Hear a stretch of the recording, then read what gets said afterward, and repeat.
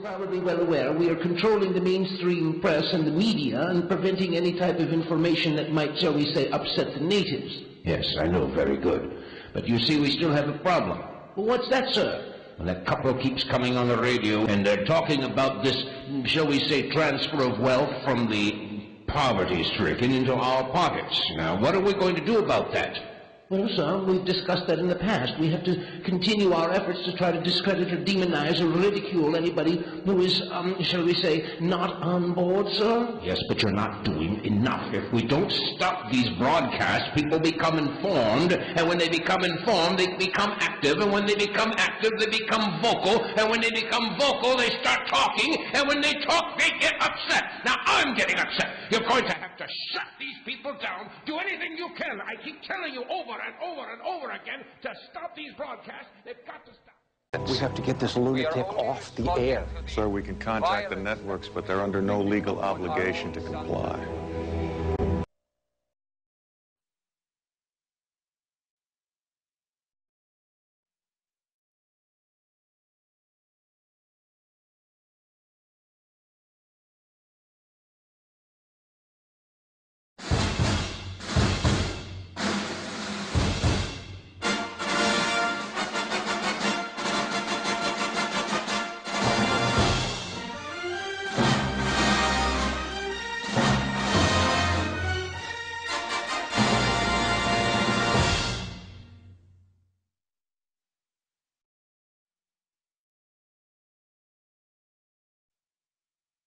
SFSU Magazine is a twice-yearly publication of San Francisco State University for its alumni, faculty, staff, students, donors, and friends.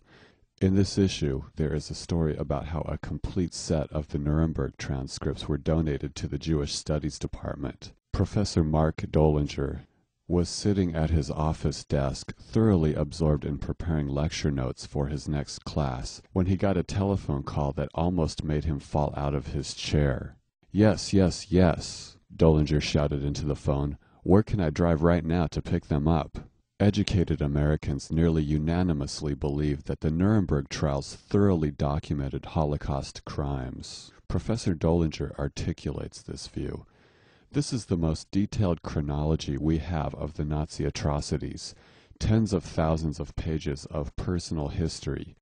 It's a very complete picture of the most horrific moment in modern Jewish history. But would you believe that for the 218-day trial of over 1,000 hours, Treblinka, Belzec, and Sobibor were discussed for only around 20 minutes? We leave San Francisco State University and go to the University of California at Berkeley.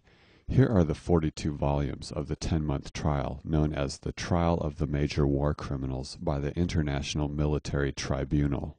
It doesn't look like a book set because many of the book's spines have been replaced. The first 22 volumes is the court transcript, and the other 20 volumes are submitted documents. But the tribunal ruled that no submitted documents would be considered evidence unless they were read into the transcript. These 22 volumes have been put on the web by Yale University Law School through a program called the Avalon Project. Here's the 22 volumes. I found that the search engine built into the site doesn't work, so we use Google to search it. We put in Avalon Project as this appears as text on every web page, and this limits the search to Yale University.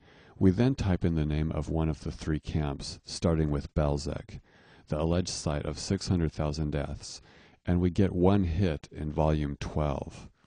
The one below this is a duplicate.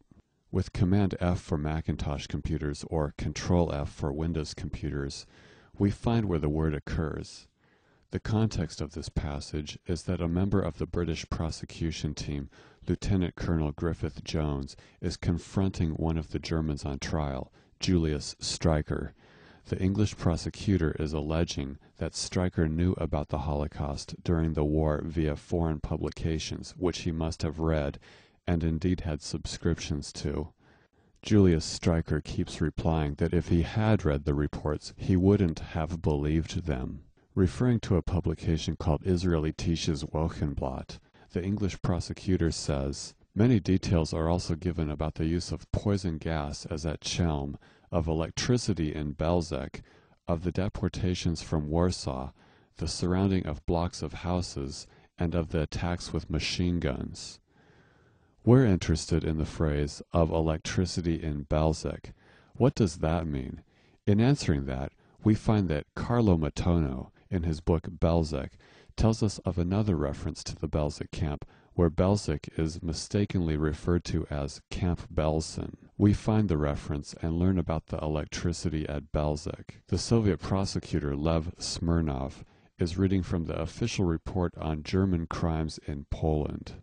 Smirnov says, in this same report, in the last paragraph on page 136 of the document book, we may read that Camp Belsen was founded in 1940, but it was in 1942 that the special electrical appliances were built in for mass extermination of people. Under the pretext that the people were being led to the bathhouse, the doomed were undressed and then driven to the building where the floor was electrified in a special way. There they were killed. And that's all there is for Belzec at the Nuremberg trial. A description of an electric floor that gets an A+ for diabolical content, but a 0 for truthfulness. Julius Streicher, by the way, was sentenced to death because he published a magazine that said really mean things about Jews. Now we look to see what was said about Sobibor. We get one hit here. The hit below this is a duplicate. But this is not the International Military Tribunal. This is a later American trial, and Sobibor is mentioned only when listing the other camps. But again, with the help of Carlo Matono's book, we find that Sobibor was mentioned once at the big Nuremberg trial, but spelled as Sobibor, the misspelling being closer to how it's pronounced. It occurs where Camp Belsen was mentioned. It says that Camp Sobibor was founded during the first and second liquidation of the Jewish ghetto, but the extermination on a large scale in this camp really started at the beginning of 1943. And that's all there is for Sobibor in this 10-month-long trial. We now go to Treblinka and get 57 hits, many of which are duplicates and many which mention Treblinka only in passing. On February 25th, we see that the Soviet prosecutor reads an account of a Treblinka survivor named Jacob Vernik. Before I read it, let's try to picture the setting in the courtroom. We read at the U.S. Holocaust Memorial Museum website that in addition to the legal teams and judges, over 400 visitors attended the proceedings each day, as well as 325 correspondents representing 23 different countries. And as this account is read from a Treblinka survivor named Jacob Vernik, be aware of the high-level caliber of this trial, with people like Chief U.S. Prosecutor Robert Jackson, handpicked by the President of the United States. Imagine all the Germans on trial listening, and imagine the hushed courtroom as Soviet prosecutor Lev Smirnov leans into the microphone and says, "This is what Vernik said in presenting a report on Treblinka to the Polish government, a report which, as he stressed in his foreword, was his only reason to continue his pitiful life. Awake or asleep, I see terrible visions of thousands of people calling for help, begging for life and mercy. I have lost my family. I have myself led them to death. I have myself built the death chambers in which they were murdered. I am afraid of everything. I fear that everything I have seen is written on my face. An old and broken life is a heavy burden, but I must carry on and live to tell the world what German crimes and barbarism I saw." The problem is that Jacob Vernik is Yankel Wernick. It's just another way to spell and pronounce his name. He is the guy that wrote A Year in Treblinka, where he said a man with a pointy beard and an alarm clock around his neck timed people going to the bathroom, who said that a bullet went through his clothes but didn't pierce his skin. The guard who shot him he valiantly killed with the swing of an axe. everyone in this solemn courtroom is listening to a passage from Yankel Wernick's book. For Treblinka, Sobibor, and Balzac, the only survivor to testify in person was Samuel Rosman. He testified on the witness stand for around 15 minutes. We're going to read part of the Nuremberg transcript, but first let me explain what the term "the president" means here. There were 4 judges, one for the USA, Soviet Union, France, and England. Each had equal voting power, but the English judge, Geoffrey Lawrence, was chosen as the presiding judge, hence president. He controlled the daily operations in the courtroom. Soon after Samuel Rosman begins testifying, there is this exchange. The Soviet prosecutor says to Rosman, "I would like you to tell the tribunal what the Germans called the street to the gas chambers." It was named Himmelfahrt Street. That is to say, the street to heaven? Yes. If it interests the court, I can present a plan of the camp of Treblinka, which I drew up when I was there, and I can point out to the tribunal this street on the plan. I do not think it is necessary to put in a plan of the camp, unless you particularly want to. Yes, I also believe that that is not really necessary. Can you believe that? The only Jewish alleged eyewitness appearing in person representing nearly 1/3 of the Holocaust tries to present a map. But the presiding judge and the Soviet prosecutor team up to dissuade him from doing so. For the Treblinka, Sobibor, and Balzac camps, the court went mapless, as this was the only map ever offered into evidence. A minute later, Soviet prosecutor Smirnov asks, "Why was their hair cut off?" According to the ideas of the masters, this hair was to be used in the manufacture of mattresses for German women. Right. Had nothing to do with lice, which carried the disease typhus. It was all about human hair mattress stuffing. Rosman even begins lying the minute he hits the witness stand. Here he reads his oath to tell the truth, and then he says, "In August 1942, I was taken away from the Warsaw Ghetto." But at the University of California, Berkeley, we find an article Rosman wrote that was included in a United States House of Representatives hearing transcript. Rosman writes on page 121 that on September 17th he was taken to the train and deported. But at Nuremberg, a year later, he says he was deported in August. It's likely he changed his story after realizing that his September 17th date didn't fit with Warsaw deportation train records, as seen here in Yitzhak Arad's book. Holocaust deniers also believe Jews were deported on these trains, but to camps, not death camps. While we're on this paragraph, notice that he mentions that 90 people were crowded into one cattle car. The idea being the cruelty of treating human beings like cattle. But then he says, "In our car, 5 women and 2 men had suffocated." The problem is that if you go to any hobby shop and look at models of cattle cars, you'll see that cattle cars have slats. You can't suffocate in one. Rosman was trying to put various propaganda rumors into his own story and mistakenly combined cattle cars with suffocation. On page 122 of the House of Representatives document, Rosman's article states that people were put into cabins with room for 700 to 800 persons. They were then killed by pumping the air out with a machine. Rosman wrote a number of articles like this, which contradicted the established Treblinka story.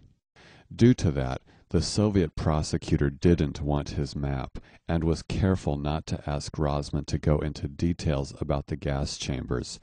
Instead, Soviet prosecutor Lev Smirnov sets him up to tell a baby-killing story.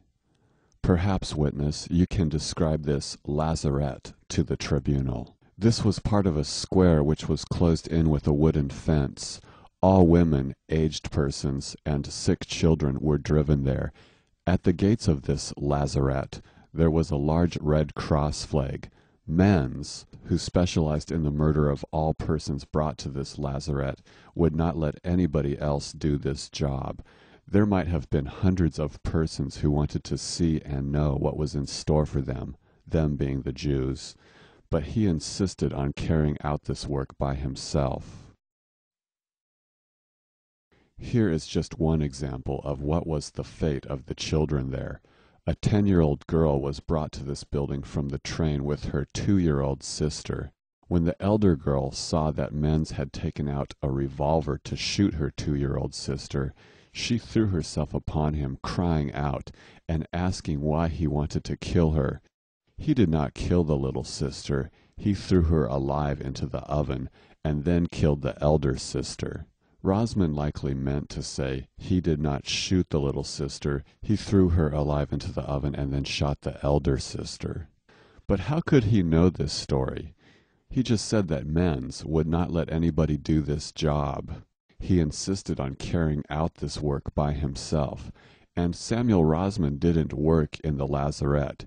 He couldn't have seen it himself. Rosman either made it up or heard it from someone else. If he heard it from somebody else, then in legal terms, that's called hearsay evidence and is generally not allowed in a court of law. And yet the presiding judge allows him to tell his hearsay story. Also, in the established Treblinka story, the lazarette has a fire pit, not an oven. The lazarette is the place they would take you if you were too weak to walk all the way to the gas chambers after your 50-mile train ride from Warsaw, according to the story. Keep in mind that the Germans are accused of being baby killers. We happen to be on February 27th, 1946, because that's the day Samuel Rosman testified. But while here, let's do a keyword search on BAB to pick up the word baby and babies. And we see an example of another alleged eyewitness describing a German soldier killing a baby and laughing. And if we do a search on children, we see where Soviet prosecutor Lev Smirnov asks yet another alleged witness from Auschwitz the following. Tell me, please, witness, were you an eyewitness of German SS men's attitude toward children? She replies, yes. After many questions, Smirnov asks, were they thrown into the ovens alive or were they killed by other means before they were burned? The children were thrown in alive. But consider that Raoul Hilberg doesn't mention children being thrown alive into fires in his 3-volume The Destruction of the European Jews, and neither does the Auschwitz entry at the U.S. Holocaust Memorial Museum. In other words, even Holocaust historians don't believe that happened. Considering that, notice how the lawyers supposedly representing the Germans always waive their right to cross-examine these alleged witnesses. A good lawyer could have exposed all the lies I've pointed out. Yet here's an example of what I've always found when I've read the transcript. The witness accusing the Germans of killing babies by throwing them alive into a fire finishes testifying, and the president asks, do any of the defendants' counsel wish to ask any questions? There was no response. And the judge continues, then the witness can retire. At the end of Rosman's article in the U.S. House of Representatives document, he mentions how many people were killed at Treblinka. First, take note that in Raoul Hilberg's book, The Destruction of the European Jews, Hilberg estimates the number killed at Treblinka as up to 750,000. Samuel Rosman, however, has a much higher number. The number of Jews were, from Germany, about 120,000, from Austria, 40,000, from Poland, 1.5 million, from Czechoslovakia, 100,000, from Bulgaria, 14,000, from Russia, 1 million, total, 2,774,000. Someone is off by 2 million, either Raoul Hilberg or Samuel Rosman, but this, and the pumping air out of the chamber, and suffocating in a cattle car, and 800 people per bedroom-sized chamber, doesn't keep Hilberg from using Rosman's article as a source. Hilberg writes in his book, The Destruction of the European Jews, that when Jews arrived at Treblinka, some suffered nervous shock, laughing and crying alternately. And the little 61 here on page 972 is the source. It is Rosman's article that we've been looking at. Hilberg's modus operandi seems to be this. If you can find a believable paragraph in an otherwise fraudulent article, use it. There was one other person who made substantial comments about Treblinka at the Nuremberg trial. He was the head of the Auschwitz concentration camp. His name was Rudolf Höss. His testimony was of course mainly about Auschwitz, but he said some things about Treblinka as well. When he testified, there were two people in the courtroom with similar names, Rudolf Höss and a Rudolf Hess. Both names have multiple spellings. Let's clarify for a moment who each one is. Rudolf Hess was at one time the second in command in Nazi Germany, just under Adolf Hitler. In 1941, Hess did something very crazy. In a desperate attempt to keep Western Europe from being plunged into war, he piloted a plane by himself to England in an attempt to go around Winston Churchill and make contact with England's peace factions. When the plane was flying over England, he got out of the pilot's seat, put on a parachute for the first time in his life, and jumped out of the plane. Spraining his ankle upon landing in a field, he was caught and promptly arrested. After the war, the English sent him to Nuremberg to be tried as a major war criminal. He was sentenced to life in prison and spent the next 40 years in the strangely cruel environment of Spandau prison where, for instance, guards were instructed to never call him by his actual name. He was never allowed to hug or touch his son ever again, nor was he ever allowed a single moment alone with him. Hess died at 92 years old after 40 years in that environment. Rudolf Höss is the one we are looking at, though. He was the camp commander of Auschwitz. While at the prison in Nuremberg, Höss signed a confession, and when he was on the witness stand, his confession was read to him by American Assistant Prosecutor Colonel John Amon. Amon was a prosecutor, but he had another position at Nuremberg as well. He was the head of interrogations. After Höss appeared at Nuremberg as a witness, he was then turned over to the Polish government and executed a year later. So picture this moment at the Nuremberg trial. Höss is on the witness stand listening to the head of interrogations, Colonel Amon, read his own confession to him. Colonel Amon says, "I commanded Auschwitz until 1st of December 1943 and estimate that at least 2,500,000 victims were executed and exterminated there by gassing and burning, and at least another 500,000 succumbed to starvation and disease, making a total dead of about 3 million. Colonel Amon reads some more of the confession and then says, "That is all true, witness?" "Yes, it is." The problem is that if we go to the U.S. Holocaust Memorial Museum website and look up Auschwitz, it states, "It is estimated that the SS and police deported at a minimum 1.3 million people to Auschwitz complex between 1940 and 1945. Of these, the camp authorities murdered 1.1 million. And when they say murdered, they are including the disease and starvation deaths. So the Auschwitz Museum website says 1.1 million were killed, and yet Höss confessed to 3 million. Strange that he would do that, isn't it?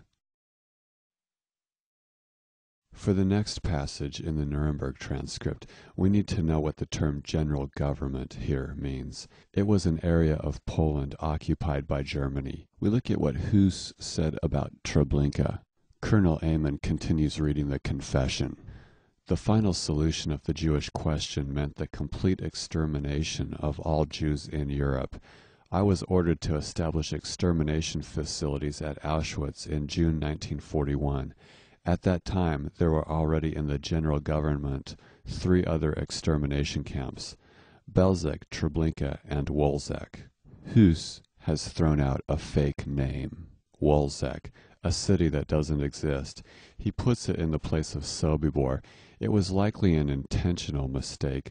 Höss knew that the interrogators didn't know enough about the subject to call him on it. Notice that Höss says that in June 1941, there were already in the general government 3 other extermination camps. But if we look at Yitzhak Arad's book, we see that they hadn't even started building any of the camps at that time. On page 24, we read when they began the first camp, Belzec. The construction of the death camp began on November 1st, 1941. You can pause the video and look at them side by side. Then the confession states, I visited Treblinka to find out how they carried out their exterminations. The camp commandant at Treblinka told me that he had liquidated 80,000 in the course of 1/2 year. He was principally concerned with liquidating all the Jews from the Warsaw Ghetto. He used monoxide gas, and I did not think that his methods were very efficient. So when I set up the extermination building at Auschwitz, I used Cyclone B, which was a crystallized prussic acid, which we dropped into the death chamber from a small opening. But let me paraphrase and expound on what he just said. He basically said, Treblinka was using a gas that wasn't really that deadly, so I decided to use a deadly gas instead. Can you imagine the Germans using 2 totally different gases for the same job? One you take a whiff of and have cyanide in your lungs, and the other you take a whiff of on any busy street.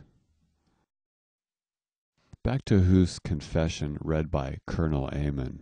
Another improvement we made over Treblinka was that we built our gas chamber to accommodate 2,000 people at one time, whereas at Treblinka their 10 chambers only accommodated 200 people each. But that's like saying this. The Treblinka people didn't seem to have their thinking caps on when they combined millions of deaths and bedroom-sized chambers, so I put big chambers. The confession later says, still another improvement we made over Treblinka was that at Treblinka the victims almost always knew they were going to be exterminated, and at Auschwitz we endeavored to fool the victims into thinking that they were going to go through a delousing process. Not only is that not true according to the established story, but it's like saying this.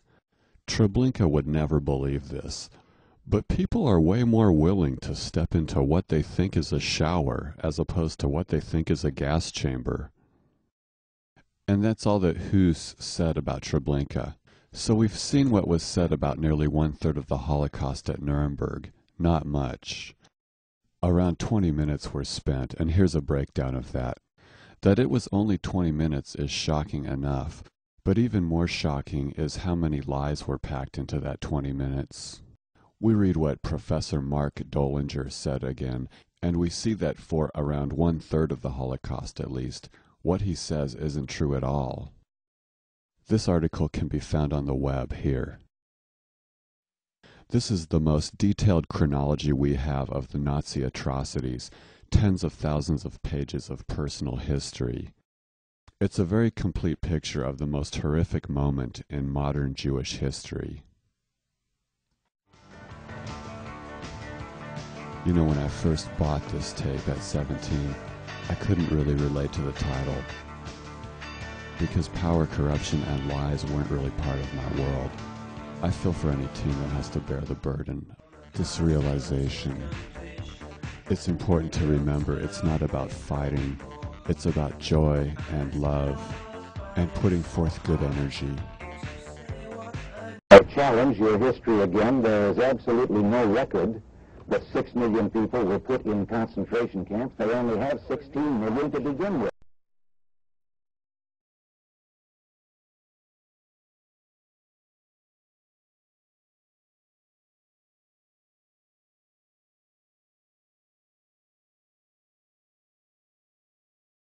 This July 4th, come join patriots from all across the great land in eastern Pennsylvania for Freedom Palooza, a 3-day festival of music and great speakers. Come party with the likes of former Congressman Jim Trafficant. Man, they railroaded that guy. Mark and Rose. Hey, I saw him in Freedom to Fascism. You want great rock? We got it. How about the most influential, hardest working band in the movement today? Poker Face. We got the camp out under the stars along the Delaware River like our founding fathers did before the Battle of Trenton. What else are you going to do on this 4th of July? Sit around with family members you hate? Listen to your fat uncle tell the same stories he tells every other year? No way, man. I'm going to Freedom Palooza. Go to freedompalooza.com for all the details. freedompalooza.com.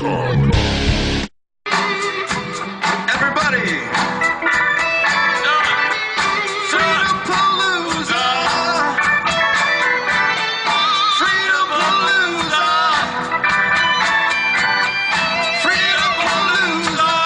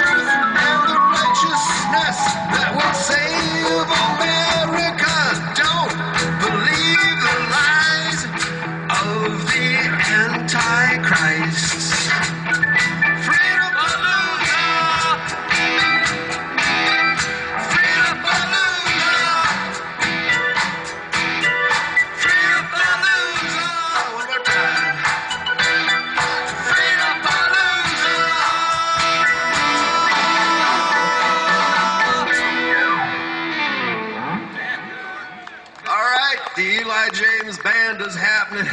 All right, thank you very much. Great jam, great improvisation. Thank you all. Enjoy your independence while you still have it.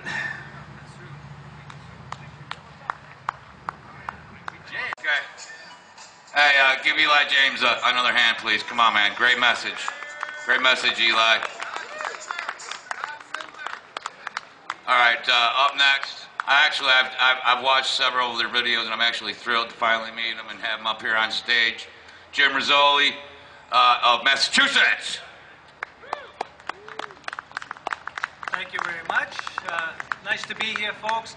I don't usually come to many of these events, and the reason why is because most of the events out there today don't tell the truth. So when you see the Patriot movements and you see all these people out there that get together and talk and talk and talk, that's all they do is talk. But this is the only one I really see that the people, what they say is the truth. And you'll notice there's two topics that are talked about here that you never hear pretty much anywhere else in depth anyway, and that's immigration issues and how the Jews play into everything. You ever notice that?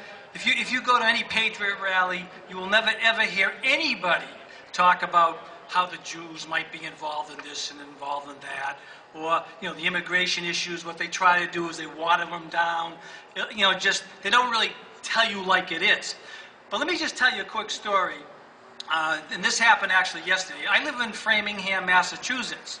Now, Framingham, Massachusetts, I live in the most liberal state, the most liberal town in the world, all right?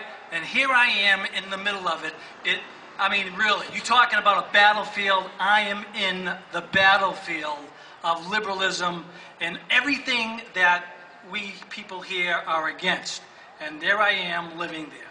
Now, I know you people have been watching maybe the World Cup, all right? You've been seeing what's going on with the World Cup and the teams playing. Well, in Framingham, we have a huge population of Brazilians in Framingham, and they pretty much have taken over the town. All right, can you imagine? Here's my nice little town. Framingham is the largest town in the country, and the Brazilians run the town. Now, yesterday they won a game, and every time they win a game in Framingham, here's what happens. They bring in all the Brazilians from all the towns and all the states from all around that can get there, and they all diverge into my town. And you can imagine what that looks like. So what the police did, and this is really incredible because they actually did something positive, they blocked off every single street going downtown. So the Brazilians, what they do is they go down with their cars and they drive all around beeping the horns and this and that, and then they all converge on the Memorial Building, the main area downtown. So there they are. That's what they tried to do. Well, this time what they did was they stopped them from doing that. They blocked. I mean, can you picture? Just look outside here and all your streets coming into this place here. Every single one of the streets had cop cars in front of them, so the Brazilians couldn't drive down the streets. I felt like I was in Los Angeles, and it was one of those movies, you couldn't get into the town that day. Some big, huge oil spill or some disaster just happened in the town. But this is just to show you how bad things can get when towns just let things go. And that's what happened in my town. Now, my town is probably one of the worst, and it's happening all over the country because the towns themselves don't want to take stands on immigration issues. They don't want to tell these people, you can't work here. You can't live here because you're illegal. You're breaking the law. But this is what happens in my town. You see how it does, what happens? So anyway, I just thought I'd let you know that because I was coming down here, and I've never seen anything like that in my whole life, that a whole town is just blocked off because they don't want these people coming into the town to, just party and go crazy. And if they win the World Cup, okay? Which I pray to God that it does not happen. But if they win the World Cup, what's going to happen is they're going to come down again, and it's going to be even worse than what happened yesterday. So we'll have to see what happens. Now, what am I noted for? Okay, why am I even here? Who am I? Well, basically what I do, I'm a cable producer. I produce cable shows in my town. I produce 4 cable shows. Now, you might say, big deal. Well, just think, everything that's said here is on my cable show. All right, now think about that. Nobody in this country, I don't think, is doing what I'm doing. All right, putting this information on the cable shows. All right, and this is why I'm trying, hopefully, maybe I can just help, encourage some of you here who sit back and say, what can I do? Well, if you really want to do something, try to do something with your cable stations, because you have a perfect right to put anything you want on those cable stations. So think about that. You have to join, and then you join the cable station, you produce the show. Again, it takes a little effort. You have to know a little bit about videotaping and this and that. But, if you really need help with it, I will be happy to help you, to show you how to do it. I'll even produce a show for you if you want me to do it for you. But the point is, here's the thing. The fact that I have those cable shows on the TV, in 2010, because of the instigation of the Jews, my town is a very highly run town by Jews. What happened was they took my cable shows off of the year. They took them off, okay? And there was all bogus reasons why they took the shows off, because obviously, the things we're talking about here, they didn't want the poor children in the town to hear these things, and they didn't want anybody else to hear them. So they took my show. I had 2 shows at the time. All right, so they took my show off for a year. Well, you know what I did? The next year when I went back on, I came back with 4 cable shows. All right?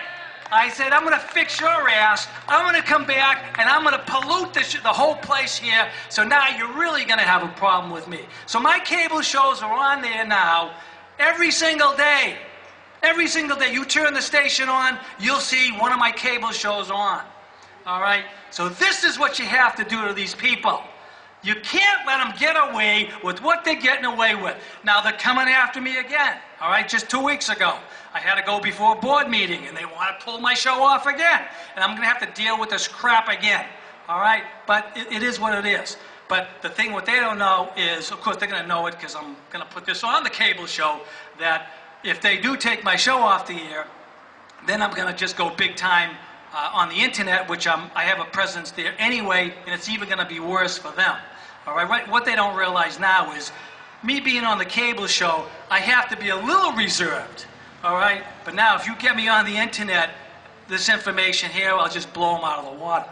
That's how it works. And this is what you have to do. So basically, I'm just trying to say to people out there, we have to stand up as individuals. Who the heck am I? I'm nobody special. All right?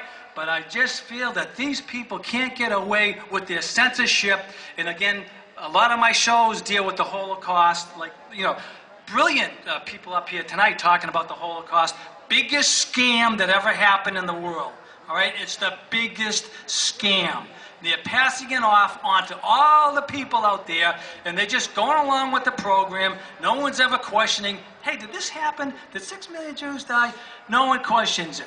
And that's why you have to really question it yourself. And if you don't get on board on that topic, I don't know what to tell you, because you have to understand that that is the main topic. It's a religious issue with the Jews, because it's not just something historical. You're dealing with a religious cult, the cult of the Holocaust. So any way you can, you have to blow it out of the water if you can expose it. And that's basically a lot of my shows now. They deal with the Holocaust. And all these things that they were talking about tonight, I talk about it on the show. So it's something I encourage you folks to do. Don't think that you can't do anything about it. You can. Small things, small videos. YouTube and the internet has been a godsend to me anyway, because it's the only way you can really get yourself out there and get your message out. There's no other way. I was involved in politics in my town. I ran for selectmen. I ran for state rep. You know something? I couldn't get appointed dog catcher in my town right now, all right, because of the fact that I'm doing the things I'm doing. But the thing is, if you people can in any way get involved with the political issues of your town and try to influence other people to understand some of the things that we're learning at these meetings here, that could be a big help. Because the more people that hear the message, the more they take it in, they tell somebody else, and all of a sudden you get 50 people, 100 people. You can actually take control of a town with 100 to 200 people with the same mindset. So why do we let the Jews take over the town with their mindset? Why can't we get in there with our mindset? Well, the reason is it's a hard thing to do because it's like committing suicide if you do take a stand on these issues. I'm just going to tell you right now, it's not a pleasant situation because what happens is the way the Jews operate is this way, okay? They want to shipwreck you economically. If you have a job, let's say I was a teacher, all right, and I was doing my cable shows, guess what? I wouldn't be a teacher anymore, okay? If I was some, highfalutin accountant or a lawyer in my town and I was putting these cable shows on, I wouldn't be a lawyer and accountant anymore because they make sure they can destroy you economically. So you got to be cautious on how you do things if you do decide to go in that direction. So anyway, I'm just trying to help you out here. If you ever get a chance, to get off on your own, try to get other people, if you know people that can talk about these things and you can actually get them to do it for you, that's even another positive way. So I'm not going to bore you with any more things. I just thought I'd bring those things up. My website online it's not that hard. It's CCFIILE. Okay, CCFIILE. And you'll see all the videos I put together dealing with immigration issues, dealing with the Holocaust issues. And if you want to find out about me on YouTube, you can just look up JJRIZO on YouTube, okay? JJRIZO. I have probably 600 videos. Interesting thing about my videos that go online is, especially when I deal with the Holocaust, I get notifications from YouTube telling me that my video has been banned in 17 countries. I mean, can you imagine? I'm trying to bring out historical evidence here, and it's banned in 17 countries. But anyway, JJ Rizzo on YouTube. You'll see most of my videos that I deal with on YouTube there, on that website, deal with Holocaust issues. And I really think that that's an important topic for you folks to understand, because when you really get back to that issue, that's when everything really started to go wrong with this country, is when that subject matter took over this country. Back actually in the 70s was when the Holocaust started to take root, okay, in regards to the presentation. All right, you didn't hear much about it before that, but back when the 70s started coming along, they started to produce these Holocaust videos, pro-Holocaust videos, to indoctrinate all the people to believe a certain way, that it happened this way and it happened that way. And look at, from 1970 all the way till now, look at all the people that have listened to this garbage, okay, Schindler's List and The Shower and all these crap movies, all right? And the people believe it, all right? So that's when it all started happening, back in the 70s all the way up. Now, obviously, they're putting even more out there. So keep that in mind. Really try to take note of that subject matter. Don't let anybody push you around. If you're in a conversation and someone's talking about, oh, we have this Holocaust survivor coming to the school this week, and they're going to talk to all the kids. Well, why don't you just say, well, what happened? I mean, what are they saying that's true? Is it really true what this person is saying? You're going to find out that the majority of the things that they're saying is not even true. It's embellished. They're mixing up accounts of things. It's really crazy. If you don't know the subject matter, you have to educate yourself so that you can at least talk about the subject matter. Well, anyway, folks, that's about it. That's all I want to say tonight. I want to thank you for being here. And it was a great meeting here. Nice to meet all the people here, some of the people I know from online. And hopefully we'll see you next year. That was Jim Rizzoli, guys. Check him out on Facebook, or on YouTube, I mean. he's got some great videos, man. I really encourage you to check out their videos.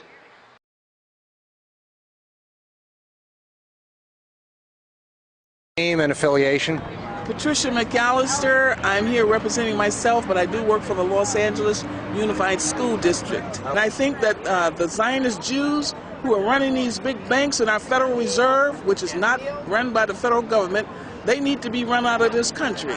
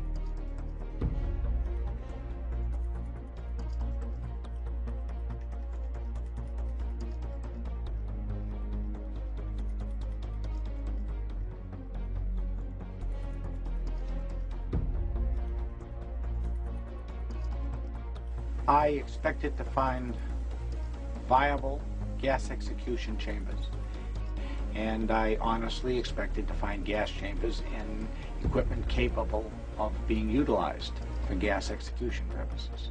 I examined the facilities, and I made a determination that they were incapable of supporting the use of hydrogen cyanide gas for purposes of execution or otherwise.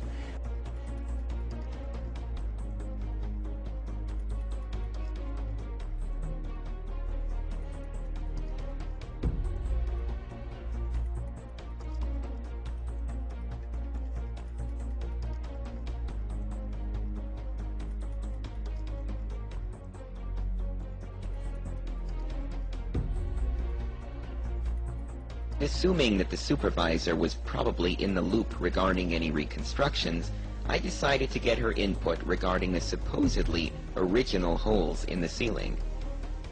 Are those the original holes in the ceiling? No. They've been rebuilt? Yes. Okay. After the war? After the war.